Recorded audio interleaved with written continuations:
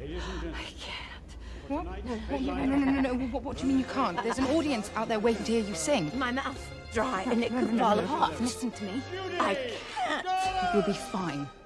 Now, on you go.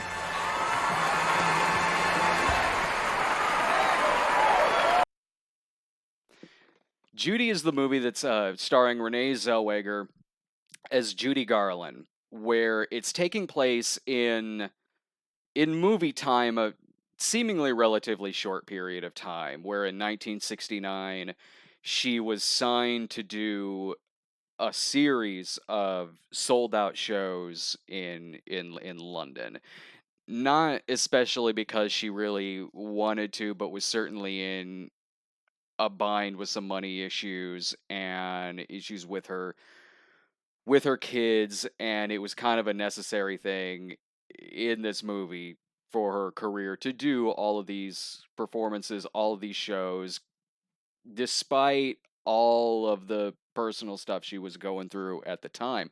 One thing that's going to be talked about a lot as far as this movie goes is Renee Zellweger's performance. I like Renee Zellweger a lot, and it's not only nice to see her back in this kind of performance, which will get some nominations as far as performances go. I would be shocked if she's not up for an Oscar for this movie. I like seeing her back in something like this, considering the last thing I saw her in, I'm pretty sure, was that Pure Flix movie, Same Kind of Different as Me. And seeing her back not only in a much better movie than what that was, but her performance as Judy Garland is outstanding. And it's certainly very personal to me in the sense that I grew up around a lot of Judy Garland stuff due to my aunt. My aunt, for decades, has been a Judy Garland impersonator out in California. Just Google Beverly Shields and Judy Garland, and you can find a bunch of different pages with her and a lot of different work that she's done. She played Judy Garland in when E did Mysteries and Scandals. I think that was the show that she played the older Judy Garland in it. If you saw the scenes of Judy sitting on the moments before her death on the toilet, that was my aunt playing her in those scenes. So it actually feels weird talking about this movie without my aunt here talking about it as well. So I'm kind of curious what she thinks about this movie. But certainly what everyone I think will be fairly unanimous on with this film is Renee Zellweger's performance. It's uncanny what she does as Judy Garland, from the tics that she has at this point in Judy Garland's life to her mannerisms, how she walks, how she moves, how she carries herself with different people, and also trying to function through a lot of different addiction that she has going on, be it alcohol or pills. And that's what the movie does really well, beyond the performance being so good, is that it's really a movie about burnout, about someone who's been doing this for decades, and you see in her eyes and you see how she talks, you just see and feel just the chemicals swimming around in her head. You feel it, that this person has been this product of this industry at this time for decades, and has been spoon fed a lot of these pills from when she was a child, from when she was a teenager, and is still on it, and is still on all that stuff. And what I like here is that before Judy is going on stage in a lot of these performances, she doesn't want to go on. She's tired. She wants to be with her kids. She is maybe just burnt out, or in some scenes, she's drunk or just high off of some pills. And when you watch her be really panicky about simply not wanting to go on stage, simply not wanting to perform, you get scared because you wonder if she's going to go out there and just flop and just be an embarrassment in front of this audience that's gone to go see her. But when she goes out there, more often than not, when she goes out on stage to entertain this audience, like, yeah, you can still see those problems that she's having. Again, you see it in her eyes. You see it how she's talking, that she is just a very emotional mess at this point in her life. But she's also an extremely talented performer. Judy Garland is, and can still, even through all this stuff she's going through, can still work a room, can still have good one-liners with some people in the audience, can still put on a good show. And you see that a lot throughout the movie. It progressively, her condition and her ability to perform under those circumstances certainly gets worse as the movie goes on, but then she can kind of still bounce back from it. And the movie, while the movie is taking place very late in her life, it's not done so for exploitation reasons, for tabloid reasons, or anything like that. When the movie comes to its conclusion, it does leave on a sweet note. Tragic, yeah, because it's a tragic story, considering how young she was when she died and the circumstances of how she died. But it does still manage to be simultaneously sad and uplifting, and really, again, like I said, sweet, especially if you are a fan of this person and her work. You don't leave just being completely bummed out or anything like that. And it gets into a lot of her relationship with Mickey Deans, her fifth and final husband, who was about 12, 13 years younger than her, I think. And he's played by an actor named Finn Whitrock, I believe is his name. They have good chemistry together in the movie, and it's not like he's in it a whole. He's a main supporting character in it, sure, but the movie isn't hinged totally on this relationship. It's more so about her just suffering severe burnout at this point in her career, and has been for a while, but before the events in this movie take place.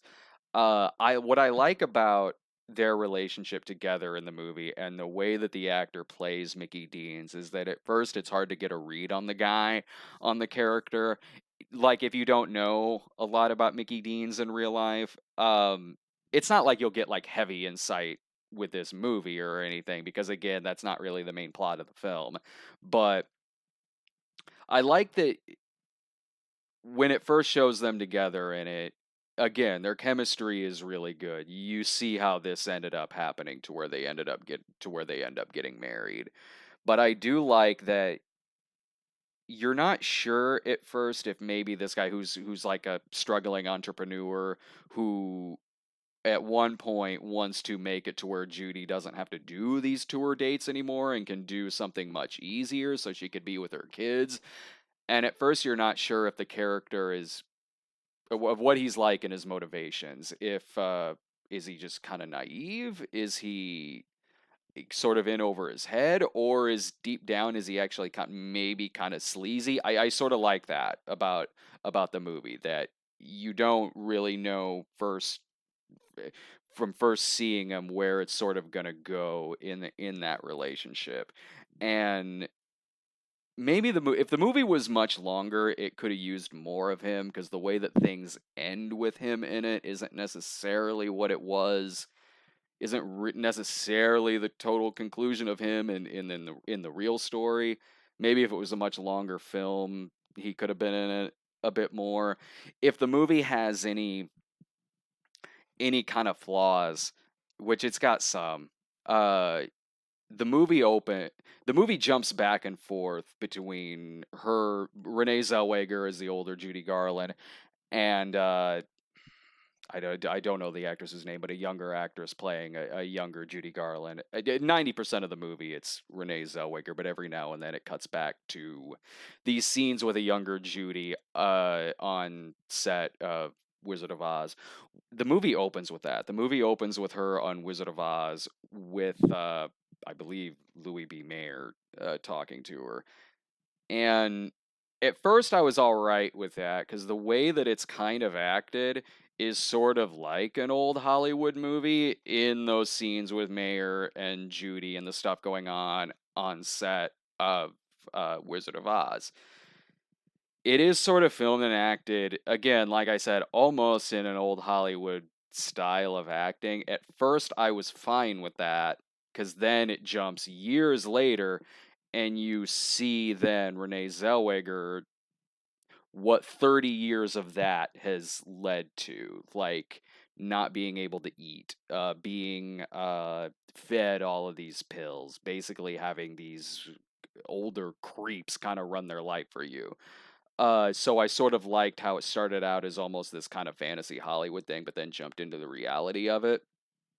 But then it keeps going back to that. It keeps going back to the younger Judy, and it doesn't work nearly as well as the stuff with Renee Zellweger. When it's cutting back to the younger Judy stuff, the acting's not as good. It's not even as well written. When it's the younger stuff, then it kind of comes across like a made-for-TV movie, like in that era where you would see those made-for-TV movies like The Unauthorized Story of Mork and Mindy, or, something like that. Then it was kind of going into that territory a little bit, really, and just kind of how it was acted and shot. And Renee Zellweger is way more believable as the older Judy than the younger version is as the younger Judy. That's maybe about 10% of the movie. And most of that I really could have done without, really, because it just wasn't as good as everything else. But I did really like this movie. When it ended with the punch that it has at the end, it could have been a lesser director and writer could have made something that happens at the end with Judy in the audience corny. To an extent, it is a little, but it works because the acting is so good, and the last line that it leaves on is a good line to go out on with this movie. It is very touching. It is very sweet. I really enjoyed this film. I do like movies like this that show what decades in this industry at that time has done to somebody, what it's done to their mental health, what it's done to their addiction and everything. And that's what this movie does. It's not a trash piece or anything like that. Again, it's not exploitation. It's just it's a really good biopic of this kind of short window into her life. And if anything, Renee Zellweger is worth the ticket price alone on this movie. I really, really did enjoy this. Subscribe to us at youtube.com/Stoned Gremlin Productions. Follow us on Twitter at The Cinema Snob. Follow us on Instagram at The Cinema Snob. And if you want to see the whole uncut version of this particular show, subscribe to our Patreon at patreon.com/The Cinema Snob, where you can see the Q&A session, more back and forths with the talking to the chat, just kind of shooting the breeze. And we'll see you next week with Gemini Man and the Addams Family. So see you soon.